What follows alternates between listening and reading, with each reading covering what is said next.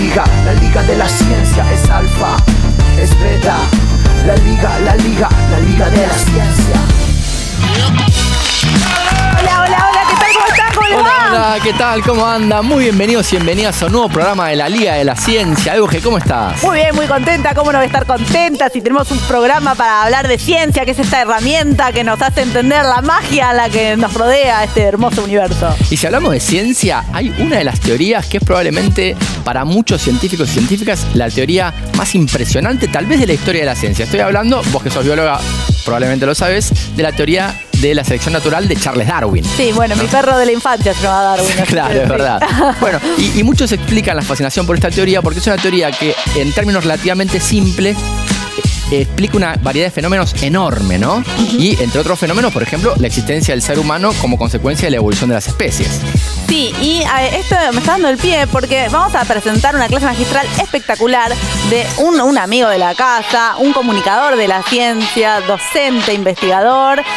Escribió un libro que tiene que ver con la evolución, como decía Andy, pero con una parte de la evolución que es hasta todavía más pochoclera, que es el sexo animal, y cómo este fue moldeado por la evolución. Así que, ¿qué te parece si le damos un fuerte aplauso y lo presentamos a Nico Olseiki? Nico, ¿cómo andan? Muy bienvenido. Muchas gracias.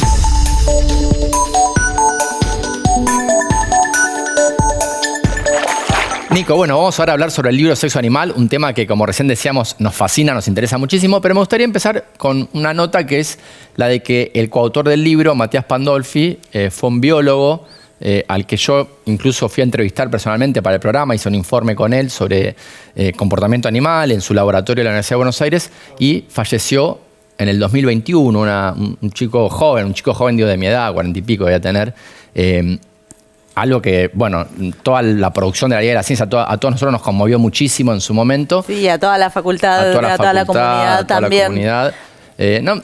Quería empezar preguntándote si querías decir unas palabras al respecto para después ya meternos un poco en el libro de lleno. Sí, fue muy sorprendente, ¿no? O sea, yo volví, eso lo cuento en el prólogo del libro, volví unas vacaciones en marzo de 2021, ya no eran esas vacaciones relajadas porque ya era pandemia, o sea, era todo medio incómodo y recibí un WhatsApp que me daba sus condolencias. Y yo decía, ¿por qué? O sea, no entendía nada. Tipo al día siguiente fue. Yo ya le había escrito a Mati porque le dije, nosotros teníamos que entregar el libro en junio o julio de ese año.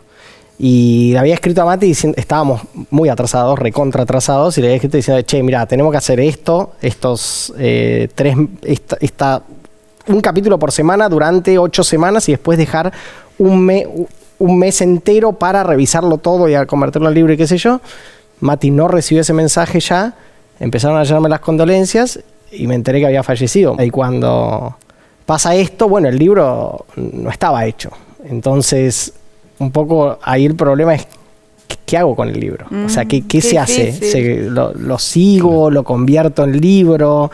Y ahí fue muy importante la charla con la familia de Mati y la charla con un grupo de amigos de Mati que cuando yo no me acuerdo si yo tuiteé algo de que se me complicaba seguir, que no sabía cómo se iba a terminar y qué sé yo, y se acercó Juan Ferrario, que es un neurocientífico, amigo de Mati, que me dijo, bueno, te ayudamos.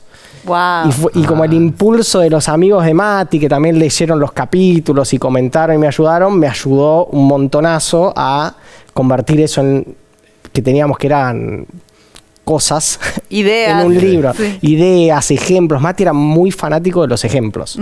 Entonces el libro está lleno y le tuve que recortar miles también de ejemplos curiosos de comportamientos animales.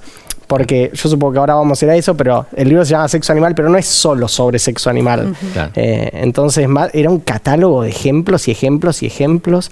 De hecho, Mati era muy conocido en redes porque ponía fotos y comportamientos animales rarísimos. Así que bueno, se siguió, qué sé yo, y en un momento lo que fue fundamental fue la presión de la editora, Paula Pérez Alonso, que dijo, hay que sacar se entrega. ¿Y cómo fue que surgió la idea de hacer este libro en conjunto? Porque ustedes no se conocían tanto. En realidad yo tenía ganas de hacer este libro hace mucho tiempo. O sea, yo soy muy fanático de Darwin, muy fanático en realidad no de él, sino de la idea de Darwin. Me parece una idea increíble, siempre me pareció increíble. Y tenía ganas de hacer un libro sobre comportamiento, evolución y comportamiento. Primero lo había pensado más en relación con nuestra especie. Después me pareció que había que empezar un poco más atrás, sí, no sé si está bien decir más atrás, un poco lateralmente. Y lo convoqué a Mati. ¿Por qué lo convoqué a Mati? Porque Mati, yo sabía que se dedicaba al comportamiento animal, era un libro sobre comportamiento, yo sabía que tenía mucho para aprender. Para mí los libros son una instancia de aprendizaje, o sea, no es solamente el momento en donde vos coronás tu sabiduría, digamos, o plasmás tu sabiduría, sino que es el momento en el cual aprendés realmente. No sé. Te gusta un tema, sabés que querés aprender un montón de más sobre eso y decís, bueno, buenísimo, voy a escribir un libro, voy a convocar a los que saben y te das una panzada de... Lo convoco a Mati, que sé que sabía mucho de comportamiento, él sabía mucho de comportamiento en peces, tenía un panorama re claro también de lo que se producía y muy contemporáneo, ¿no? Daba clases de eso. Y bueno, empezamos, medio que nos distribuimos los capítulos, cada uno empezó por... Yo me ocupé de los capítulos para ir más conceptuales, más filosóficos, si se quiere, y él se ocupó de los capítulos más materiales. No lo dijimos, vos sos doctor en letras. Yo soy doctor en letras. Es algo incomún, diría yo, que un doctor en letras se interese tanto por la ciencia, ¿no? Y te iba a decir cómo es que se interesa por escribir un libro sobre esto, pero voy más atrás. ¿Cómo es que vos llegaste a interesarte tanto por la ciencia y la comunicación pública de la ciencia? De casualidad, o sea, para empezar, como casi todo en la vida. Yo trabajaba en Telam como periodista, o sea, muy pibe, ¿no? O sea, tenía a los 18 y me mandó mi jefa de ese entonces a entrevistar a Leonardo Moledo. Leonardo Moledo para mí fue y sigue siendo el mejor divulgador en español que existió. Un tipo, una creatividad, o sea, un tipo que entendía que la divulgación no es solamente contar ciencia, y no solamente decir, uy, qué buena que está la ciencia, qué flashera que es la ciencia, sino que entendía que había que darle algo más, y ese algo que él le daba era literatura. O sea, él tiene unos libros de las tortugas a las estrellas, por ejemplo, un libro de Leonardo, para mí es el mejor libro de ciencia que se escribió en español. Y lo fui a entrevistar a Leonardo trabajaba en Página 12 y Leonardo me dice, che, ¿por qué no te venís a trabajar conmigo? Pero ya en la entrevista hubo algo que a mí me mostró que la ciencia era otra cosa que la que yo había aprendido en la secundaria. Y ahí como que me fascinó, o sea, me abrió un mundo y empecé a trabajar con él y empecé a formarme al lado de él leyendo. Leonardo siempre tuvo una impronta muy histórica y muy filosófica. O sea, él no leía, no buscaba el último descubrimiento de la ciencia para contarlo. Él te estaba tratando de, contar cómo funciona la ciencia, de dónde vienen las cosas que sabemos. Bien. Y ese fue mi impronta, digamos. Ahí o sea, yo soy Escuela Moledo en ese sentido. Escuela Moledo, muy bien, sí. como varios. Como varios. Sí. Y Nico, ¿qué aprendiste durante todo este proceso de escritura? O sea, dijiste que querías aprender de todos estos temas. Un montón de cosas ya las sabías, supongo que de evolución y filosofía, pero ¿qué fue algo flashero que nos quieras contar o algo que hayas aprendido, que te haya marcado? Es una pregunta súper difícil, porque viste que una vez que uno aprende las cosas, se olvida de que las aprendió. Es como aprender una lengua, ¿viste? Vos aprendés una lengua y en un momento la sabés. Y decís, ¿cómo hice para saberlo? Sí. ¿Por qué evolucionó la monogamia? O sea, ¿por qué hay algo así como la monogamia? ¿Hay monogamia en animales no humanos? Hay poca, pero hay. Y hay monogamia que parece monogamia, pero que si empezás a ver el ADN, no es monogamia. Eso es lo más lindo de hay todo. Infidelidad también. En realidad, viste que la monogamia, o sea, vos podés hablar de monogamia social o monogamia genética. Siempre las aves se contemplaron como, el ejemplo de monogamia, tanto social como genética. Se decía, forman pareja, tienen hijos, o sea, tienen cría, la cría de... Vos ibas a un nido y ¿qué suponías? Ibas a un nido, agarrabas los huevos y se suponía que los hijos eran del macho y la hembra que formaban la pareja monógama. Claro, el momento en que evolucionan las técnicas moleculares, agarran los huevos del nido y se dan cuenta que por ahí el 30% eran de otros machos. O sea, formaban pareja, cuidaban a las crías juntos, pero el macho estaba cuidando crías de repente que eran de otro macho. O sea, había... tiene un nombre técnico esto, pero como cópula por fuera de la pareja. Infidelidad, le decimos, me infidelidad, parece. sí, infidelidad. Exacto. Y eso me parece que está bueno ver en el libro, ¿no? O sea, uno no puede hacer nunca un camino lineal de lo que pasa en otros animales a lo que pasa en humanos. Sí. Hay un montón de mediaciones que hay que tener en cuenta, pero también hay que tener en cuenta que si uno se toma a Darwin en serio, y yo me lo tomo en serio, y creo que nos lo tenemos que tomar en serio, hay un montón de cosas que sí van a ser compartidas y que sí nos van a venir de nuestra historia evolutiva. ¿Hablan de eso en el libro? Explícitamente poco, pero se dice varias veces que esa es una de las intenciones del libro, o sea, empezar a pensar qué de los comportamientos que tenemos pueden tener un componente importante de herencia evolutiva. A ver, ¿nos das un ejemplo? Porque eso es un tema que a mí yo doy la clase que doy en la Universidad Torcuato Di Tella se llama Comportamiento Humano, y esta es una parte que siempre me cuesta mucho y tengo que hacer afirmaciones con mucho cuidado, que es cuánto de lo que observamos en el comportamiento humano puede ser explicado en buena medida por nuestra evolución y por lo que observamos en el comportamiento animal.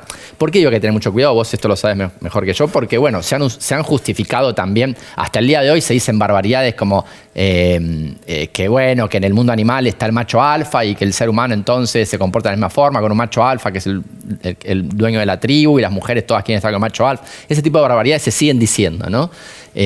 Pero hay un montón de cosas interesantes que sí son verdaderas sobre el origen evolutivo de nuestro comportamiento. Claro.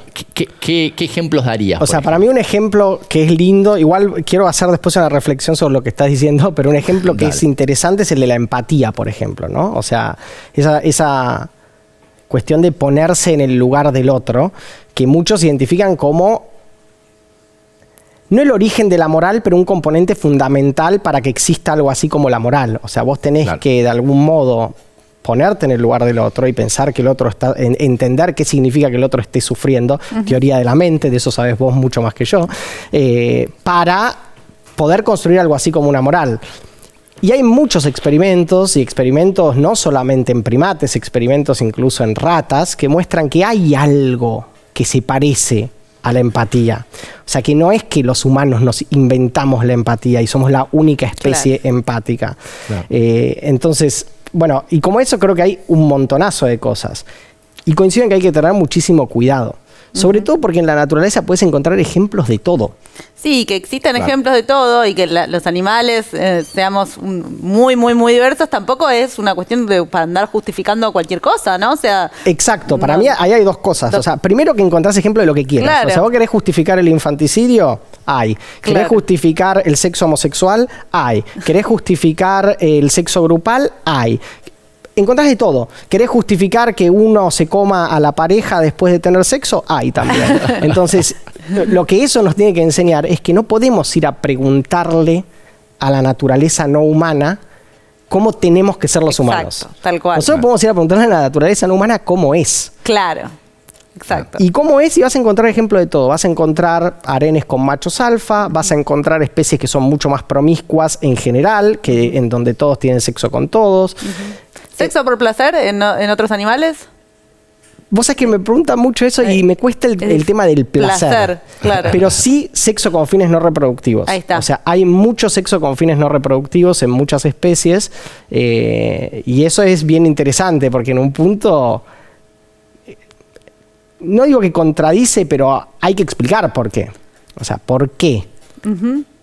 En tantas especies se ve que hay sexo que no sirve para dejar descendencia, que supuestamente es lo que la evolución premia, ¿no? O sea, lo que la selección natural premia es que vos dejes mucha descendencia. ¿Qué especies? Los bonobos, ¿no? Bueno, en los bonobos, pero hay un montón más. Los bonobos que son unos monos, ¿no? Digamos. Los bonobos son unos monos parientes cercanos al ser humano junto con los chimpancés. Que eso como que resuelven todos los problemas con sexo, ¿es así? La idea es un poco así, ¿eh? O sea, es como que la principal hipótesis de por qué es una especie tan promiscua es que cualquier problema que haya, o sea, cualquier tensión social que haya, se resuelve con sexo. Y esto también viene de la mano que es una especie que no tiene que competir demasiado por recursos. O sea, no se están matando todo el tiempo para ver quién come, quién no come y eso. Entonces, bueno, se lo conoce como los monos hippies, ¿no? O sea, como...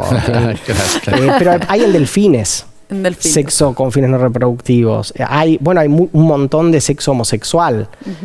Mirá. Entonces ahí... ¿En qué especies? En delfines, en bonobos. Pero hay...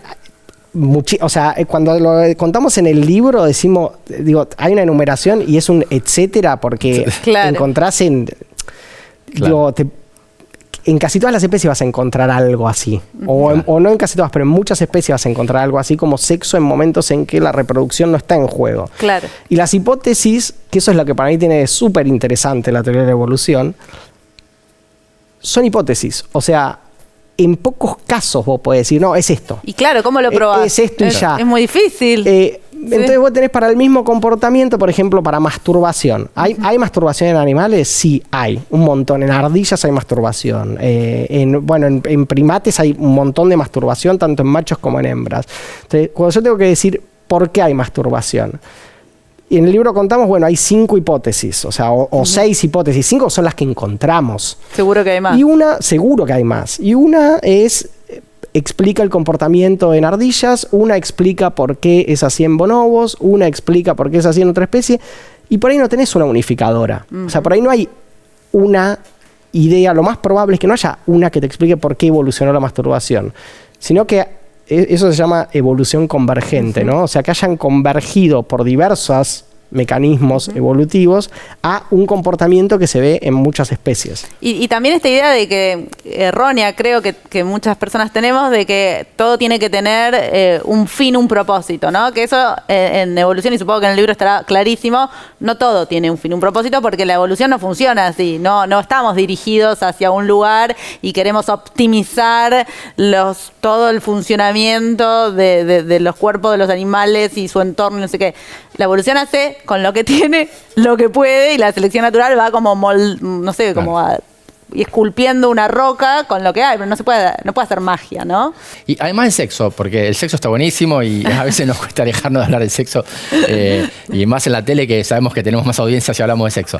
Pero el libro no habla solo de sexo, ¿no? Habla de otros comportamientos también. ¿Nos puedes dar algunos ejemplos, cosas que te hayan llamado la atención también? Bueno, en la división de capítulos, de hecho, a mí los que más me interesaban no eran los de sexo.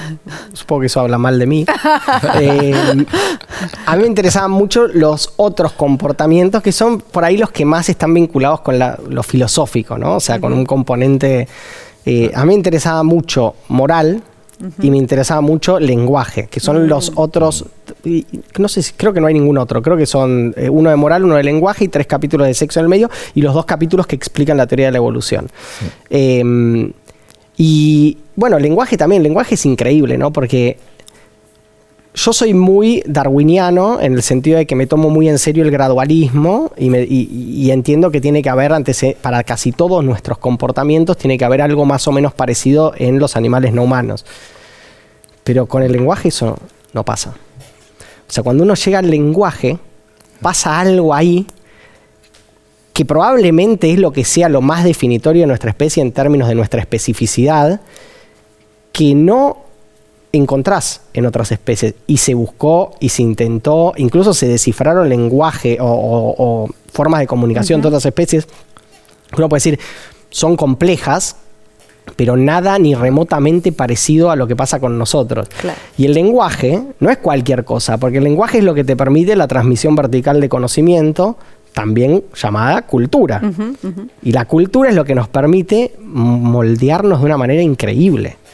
Entonces, bueno, el último capítulo está dedicado al lenguaje y a mostrar, bueno, sí, hay un montón de cosas en animales no humanos re interesantes. Cómo se descifra el lenguaje de las abejas, por ejemplo, es espectacular. Es un loco mirando 20 años a las abejas para entender cómo con una danza las abejas dan información increíble. Son inteligentísimas, entienden el concepto de cero, o sea, realmente pueden comunicarse entre ellas y decirle dónde están, estas flores tienen más azúcar, estas no tienen tanta. En función del ángulo del sol, decir hacia dónde está la fuente, a qué distancia está. Claro, el lenguaje tiene un problema que es muy difícil de descifrar, ¿no? Entonces, imagínense si se tardaba 20 años en descifrar el lenguaje de las abejas, lo que sería descifrar un lenguaje si un chimpancé tuviera lenguaje. Claro. Lo que sí se intentó hacer con primates, o sea, con especies más cercanas a nosotros, fue enseñarles humano. O sea, enseñarles a hablar primero a hablar nuestro lenguaje. Después se dan cuenta que eso no se puede por una simple cuestión morfológica, claro, fisiológica. Claro. No pueden hablar. Entonces dice, bueno, vamos a enseñarle lenguaje gestual. Claro. Con lenguaje gestual les va mucho mejor. Y aún así, mucho mejor es que te componen algunas frases muy elementales, claro, o que después se probó con tableros con lexigramas, que te componen frases muy, muy elementales, pero nada similar a nuestra recursividad infinita. Nuestro lenguaje es infinito, objetivo es... Claro. Y bueno, esas son las cosas que por ahí fuera del sexo a mí más me interesaban. Para mí esto igual es, o sea, da para escribir 5 libros. Sí, sí. De hecho, el lenguaje para mí es todo otro libro que habría que escribir. Y ya lo vas a escribir seguramente y vas a venir a contarnos. Sí. No se pierdan Sexo Animal, cómo la evolución moldea el comportamiento, ¿no? Espectacular, no se lo pierdan, vayan a buscarlo en su librería preferida y muchísimas gracias, Nico, por estar acá. Gracias a ustedes por la invitación. Muchísimas gracias, nosotros nos tenemos que ir a un corte, pero enseguida volvemos con más La Liga de la Ciencia. No se vayan, quédense. De la ciencia es alfa, es beta, la liga de la ciencia. Nuevo bloque en La Liga de la Ciencia. Llega el momento de Diaria Neurociencia, el espacio donde nuestro neurocientífico preferido, Pedro Beck, nos cuenta de manera amena y divertida temas de neurociencia de la vida cotidiana. Lo extrañábamos a Pedro, fue papá, es papá y le mandamos un beso muy muy grande, lo queremos mucho. Y en esta ocasión de Diaria Neurociencia nos va a estar contando qué le pasa a nuestro cerebro cuando leemos. ¿Qué nos pasa cuando imaginamos? ¿Hay un vínculo entre la lectura, la ansiedad y los estados de ánimo? Nos lo cuenta Pedro Beck de la manera en la que solo él sabe. Vayamos a verlo.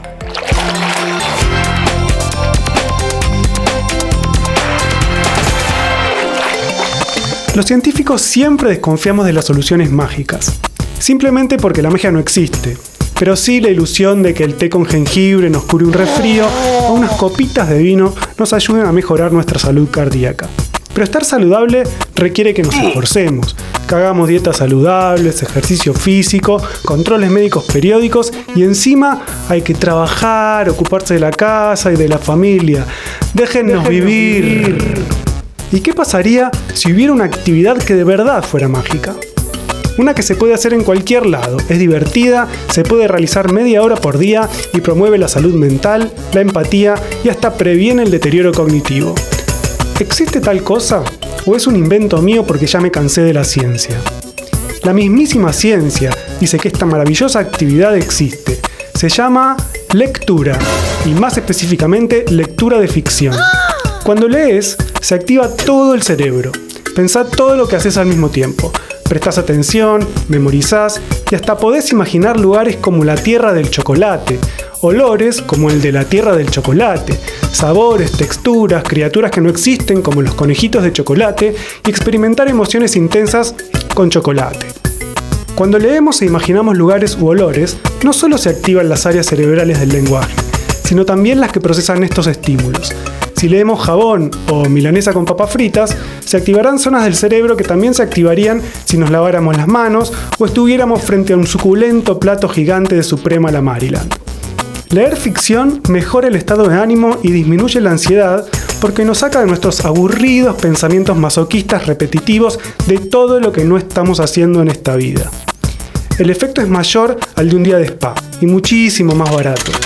Por si seguís con tus preocupaciones por todo lo que no estás haciendo en esta vida, leer parece que aumenta la longevidad, así que tendrías un poco más de tiempo para concentrarte en disfrutar. Las personas que leen ficción durante media hora o más por día tienen un 20% menos de chances de morir antes de los 72 años, y eso es solo debido a la lectura. Y por si esto fuera poco, cuando leemos ficción nos metemos en la vida de los personajes, así de chusma somos. Al leer, tenemos que entender el estado mental de los personajes, sus objetivos y cómo se sienten y actúan, lo que nos ayuda después a entender a las personas en el mundo real. Cuando nos ponemos en el lugar de los personajes, se activan áreas cerebrales que también lo hacen cuando queremos entender a personas reales. Además, la gente más expuesta a leer ficción es más capaz de ponerse en el lugar del otro y entender sus emociones y pensamientos. ¿Será que hay que mandar a los políticos a leer ficción?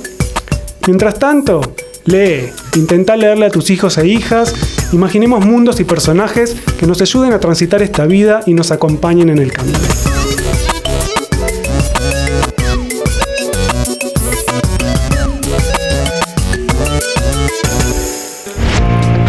Y ahora seguimos con un tema que nos interesa muchísimo, siempre nos interesó mucho. Sigue la campaña de vacunación en la Argentina contra el COVID-19.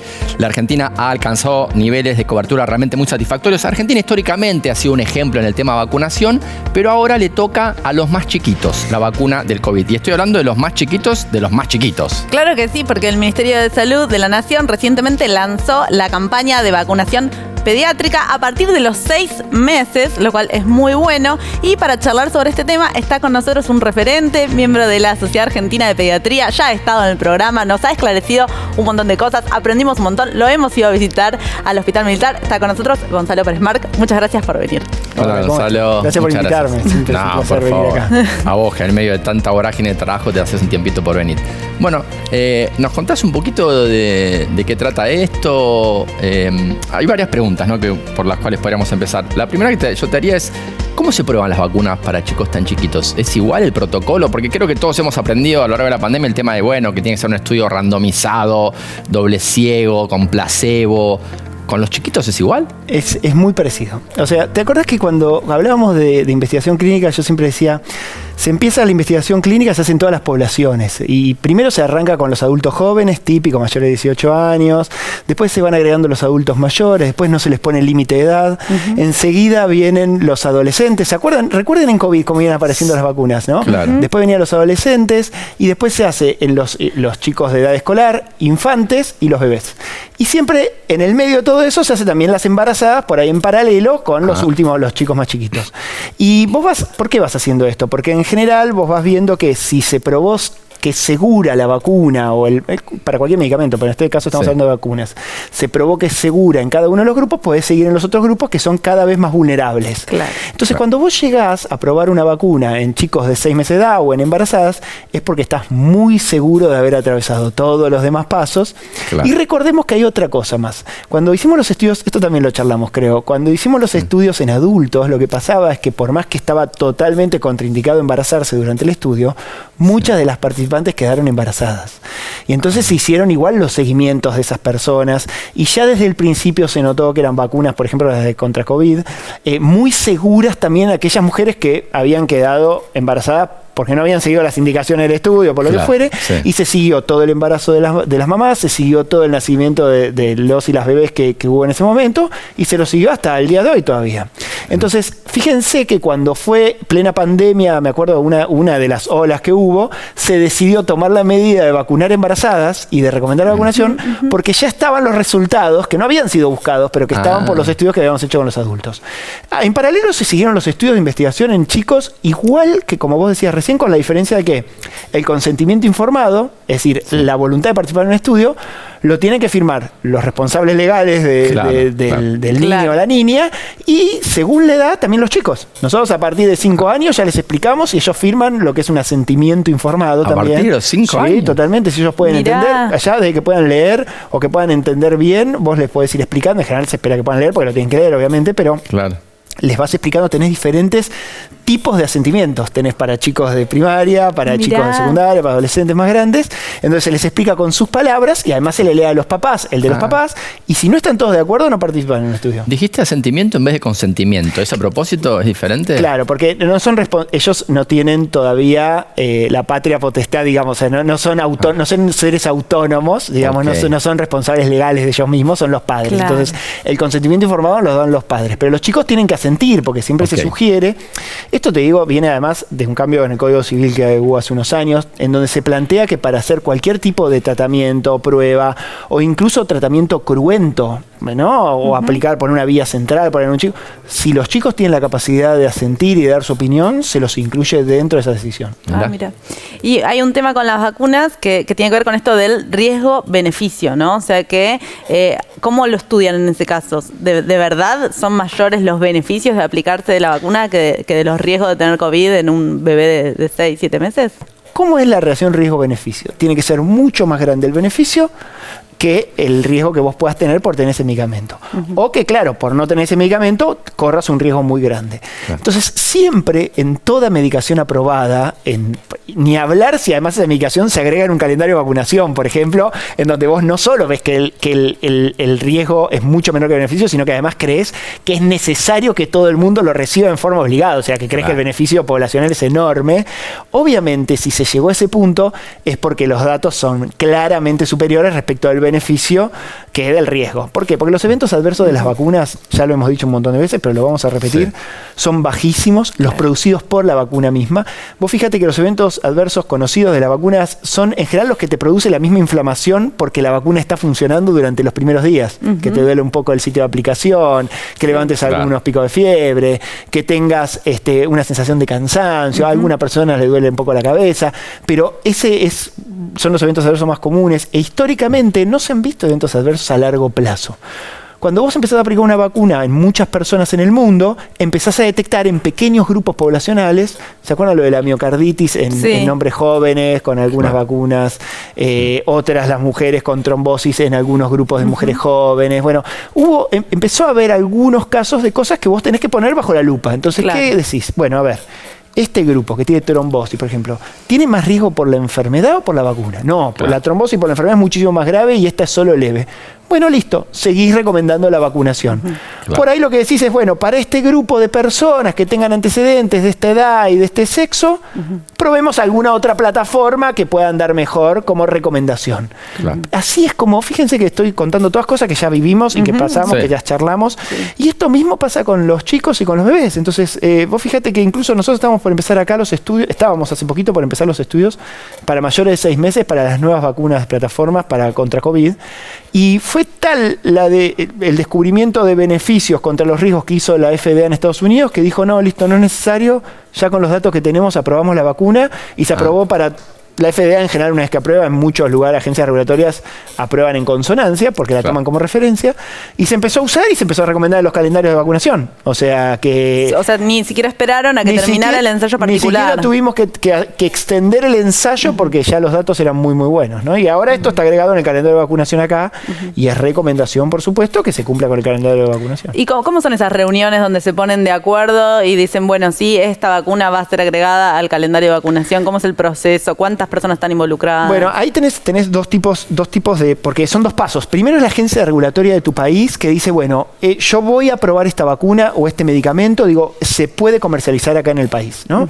Eso no quiere decir que necesariamente vos lo indiques como de parte de tu ministerio para que la gente lo reciba, ¿no? Podés tener, no sé, un anticonvulsivante, se determinó que es bueno, ahí se hacen reuniones científicas que en la FDA las han incluso filmado, algunas de las primeras vacunas como Pfizer y Moderna se hicieron públicas. Mirá. En donde los científicos comentan todos los datos que recibieron, cómo los recibieron, hay una presentación del laboratorio, por supuesto, y ellos cuentan las cosas que ven como beneficios, se discute, hay gente de diferentes extractos, o sea, gente del laboratorio, gente de la agencia regulatoria, pero que es específica del medicamento, la parte farmacológica, otros epidemiológicos, qué sé yo, y arman todo un consenso que dicen, bueno, si se aprueba o no se aprueba, ¿no? Salen a los días, después la deliberación es privada, pero a los días dicen, bueno, se aprueba o no se aprueba. Y después los ministerios de salud de los países dicen, bueno, esto que está aprobado en mi país, yo además quiero incluirlo en mi plan de vacunación. ¿Por qué? Porque lo que quiero, por ejemplo, acá en la Argentina, eso ya es dentro del ministerio, ¿no? Del grupo de vacuna del ministerio, en consonancia con la agencia regulatoria y el grupo que participa en esto, que dice, bueno, yo creo que el beneficio para mi población es no tener COVID.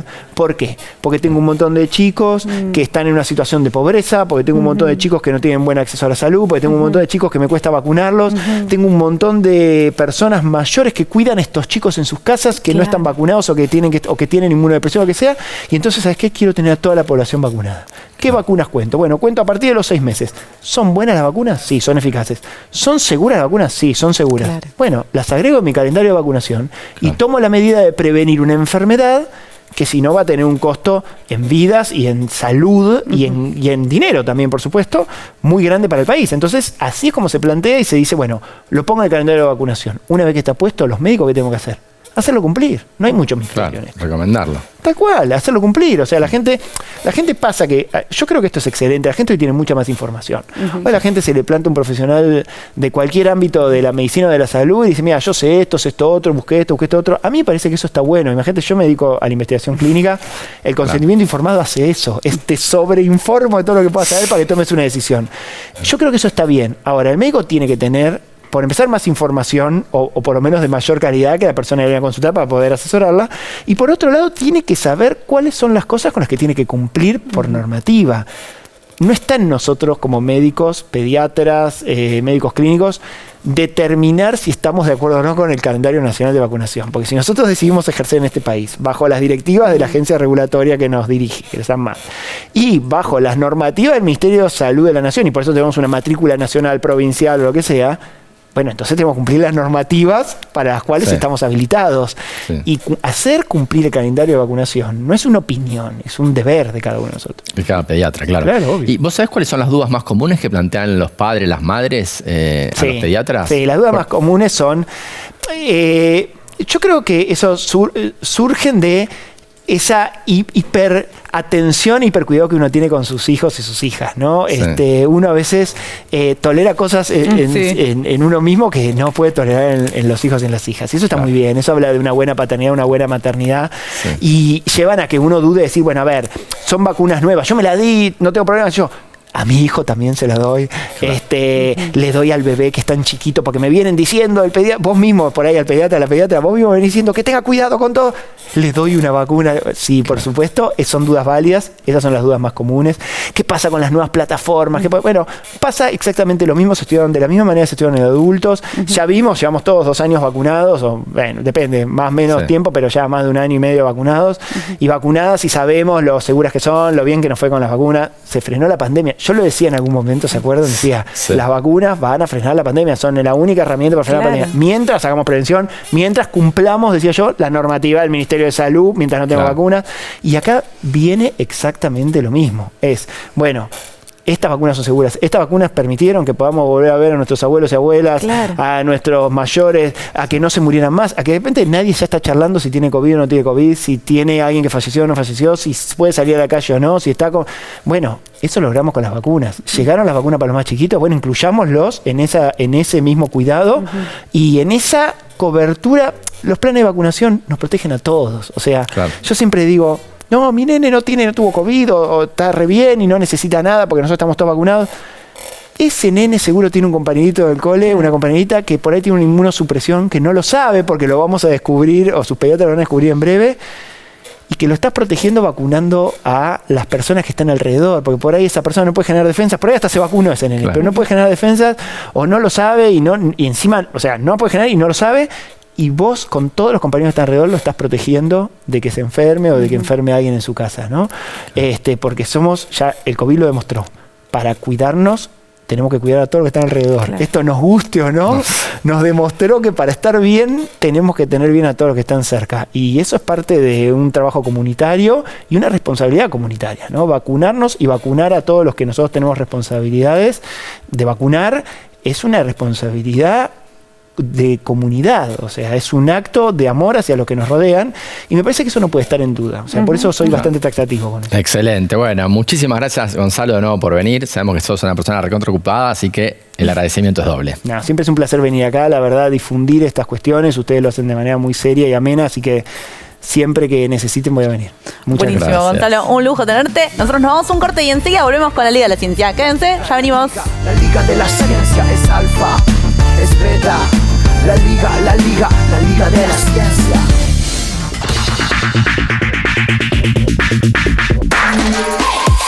Último bloque en la Liga de la Ciencia, sí, claro que sí, llegó el mismísimo, el Club del Nerd. Sí. Y tenemos compañía que yo ya sé que me voy a divertir, que me voy a reír, que voy a jugar. Así que estoy muy, pero muy contenta, muy ansiosa a ver qué nos traen, qué sorpresas. Y tienen un invitado también, así que bueno, Andy, presentalo vos. Estamos con 2 personas, a uno de ellos ustedes lo conocen, Rodolfo Kurchan, estuvo acá varias veces, él es un miembro honorario del Club del Nerd, es inventor de juegos y acaba de volver de Nueva York porque fue a presentar al Museo de Matemática de Nueva York el juego que nos va a mostrar hoy acá. ¡Wow! Espectacular. ¡Increíble! Sí, inventó un juego que lo presentó en Nueva York y ahora lo presenta acá en la Liga de la Ciencia y está con Ariel Futoransky. Ariel me dice recién, no, yo no ayudé a inventar el juego, yo me obsesioné con el juego y lo programé. Entonces está también con Ariel que nos va a mostrar cómo se puede jugar en la computadora, ¿no? ¿Qué tal, Andrés? Bueno, ¿Cómo estás, bienvenidos. Euge? Muy bienvenidos. Un gusto estar nuevamente acá Claro en que el sí, ¿no? programa. El gusto por es nuestro. favor. Bueno, ¿de qué se trata este juego? Bueno, vamos a contar un poco. Esto empezó con un acertijo de números, de serpiente con números, que iban del 1 al 9, después volvía del 1 al 9 y había que descubrir el camino de la serpiente. Como ese del... El Snake, el famoso el Snake. Snake, Claro. el de la viborita. Exacto. Le va creciendo la cola. Eso me hizo acordar al famoso jueguito de la viborita, de la serpiente que jugábamos cuando éramos chicos, que le Sí. crecía la cola, que no había que chocar. Sí. Y Yo después... juego todavía. Ah, bueno. Todavía sigue existiendo, hay versiones modernas. Sí. Y bueno, y después con esta idea se hizo una idea de pasar al infinito. En lugar de quedarse con 1 al 9, que fuera al infinito y con unas pocas instrucciones que eran norte, sur, este, oeste, armar las serpientes y ver lo que pasa.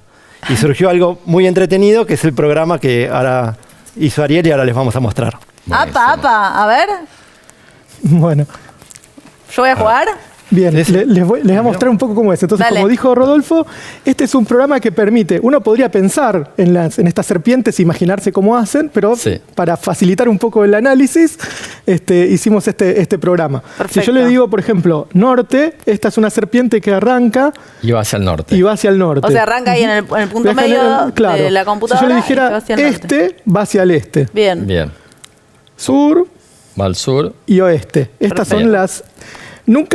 Nunca termina, ¿verdad? Esta Sí, serpiente. se va Si yo hasta le el digo, infinito. si yo le digo noreste, nor y este, hace una para el norte, Norte, este, una norte. para el este y va repitiendo. Después continúa la primera instrucción. repite, Después de la última repite el loop. instrucción, vuelve a la primera. Entiendo.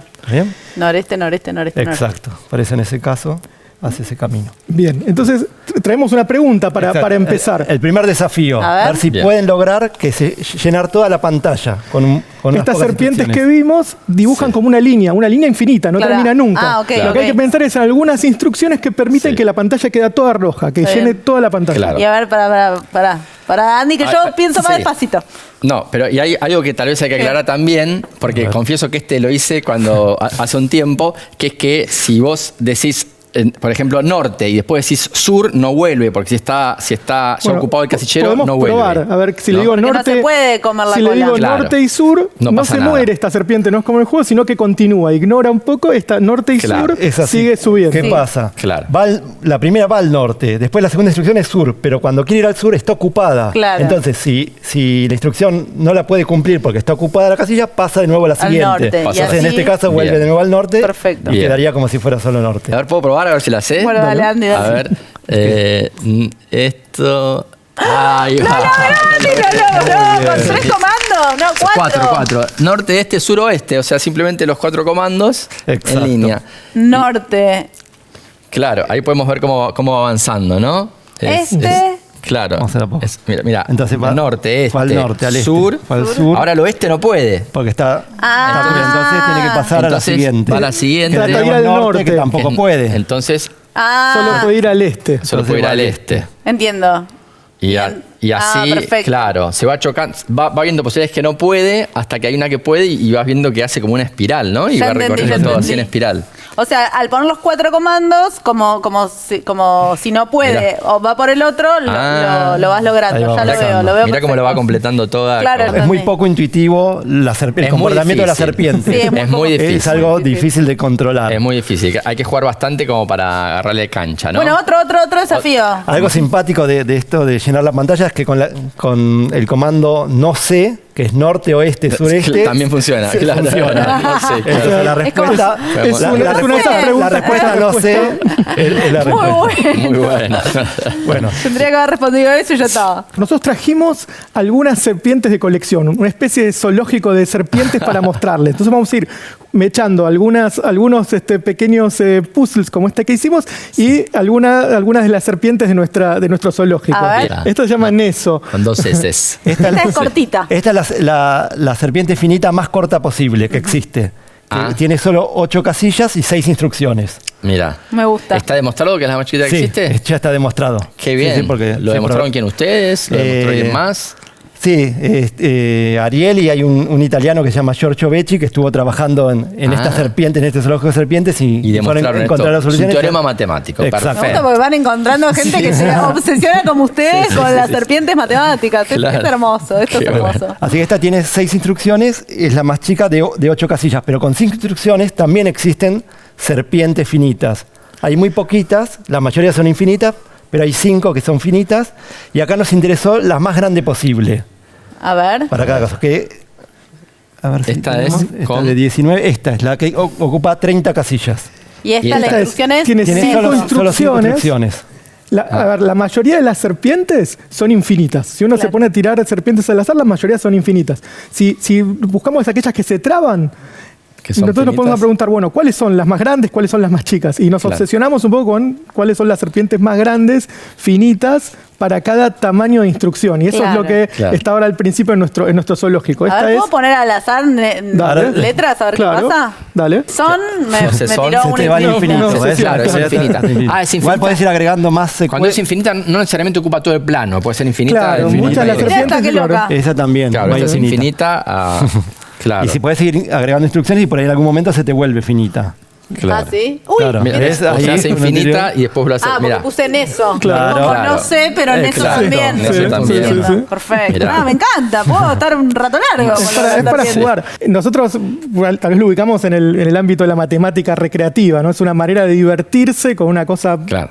Porque además fue publicado en una revista de matemática recreativa, ¿o no? En la World Game of Puzzles me publicaron unos acertijos que tienen con estas serpientes. Les muestro rápidamente. El zoológico un de segundo. serpientes. Hay algunas serpientes más grandes. Esta, por ejemplo, es la serpiente de 8 instrucciones más grande finita. Y esa ya ocupa 850 casilleros, digamos, ¿no? Y es norte. mirá. Mirá. Pero Claro. 450 es eso. Mirá.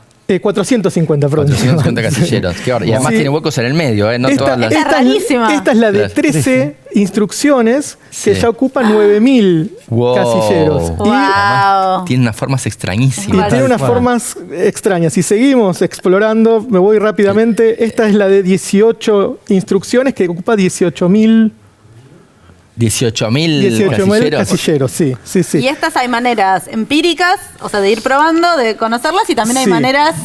Y lo que hicimos en ¿Demostración? realidad es construimos unos programas que se ponen a probar sistemáticamente Ah. todas las posibles serpientes, Ah. una Claro. cosa por el estilo, que tiene una dificultad que es difícil que el programa se dé cuenta si una serpiente es infinita o no, porque en algún momento, digo, la serpiente infinita no termina nunca de Claro. Claro. generarse, digamos, ¿no? Tiene su dificultad. Claro, claro, claro. Ahí- Bueno, ahí- pero por suerte algo de programación ustedes entienden, Sí. ¿no? Algo, algo. Ariel acá fue el que encontró las más grandes para los casos más difíciles que demoraban más tiempo. Y es un misterio saber por qué terminó, porque uno ve casi siempre el mismo patrón, Claro. pero de repente terminó. Y esa es una cuestión que no sabemos el por qué. Wow. No tenemos una Claro. buena explicación de por qué la serpiente va a llegar hasta ese tamaño y después Claro. terminar, ¿no? Porque Después esto lo encerrarse. repitió un montón de veces y hubo una vez que dijo, pum, acá terminó. Y ese No, es Qué un bárbaro. misterio. Increíble, nos tenemos que ir, nos quedamos sin tiempo. Sí, qué Me quedaría lástima, jugando porque- con la víbora un montón. Sí, sí, además parece infinitas las posibilidades de juegos para hacer, ¿no? De teoremas para descubrir, inclusive para los matemáticos más formados que quieran tratar de encontrar verdades que nadie conoce hasta ahora y que podrían encontrar aquí. Tal cual, porque como vemos acá, se puede ver más de una serpiente a la vez en el programa. Entonces hay para investigar. Hay más complicidad. Hay muchísimo. Hay para investigar un montón. Pero- Este programa está disponible para que jueguen los Ah, que quieran. sí, Podemos pasar la dirección. Sí, la dirección la ponemos en el Zócalo Ah, para que el sí. que quiera jugar pueda jugar y se divierta ahí. Tiene para toda una fiesta nerd entera para jugar con esto. Y Bueno, de paso ustedes colectan los datos y analizan. Y seguro que esta matemática algún día anda a saber para qué uno sirve. Capaz Sí. que resuelve problemas de la física. Vaya uno a saber. Se nos terminó el programa, pero nos divertimos un montón. Sí. Muchísimas gracias por venir. Y nosotros, Andy, nos vemos la semana que viene. Nos vemos la semana que viene. Sí, Dale, acá. la Liga de la Ciencia. chao. ¡Chao! Nos vemos. Hasta la semana que viene.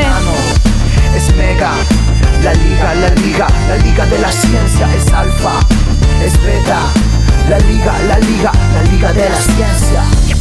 Yeah, one shot. Hey yo, un protón muy excitado, un neutrón descolocado, un genoma descifrado, un fantasma del pasado, un microbio liberado, un pronóstico acertado, un desastre anunciado. anunciado, un volcán descontrolado. Es nano, es mega, la liga de la ciencia. Es alfa, es beta, la liga de la ciencia. Yeah, one shot. Hey yo, un protón muy excitado, un neutrón descolocado, un genoma descifrado, un fantasma del pasado, un microbio liberado, un pronóstico acertado, un desastre anunciado, un volcán descontrolado. Es nano, es mega, la liga de la ciencia. Es alfa, es beta,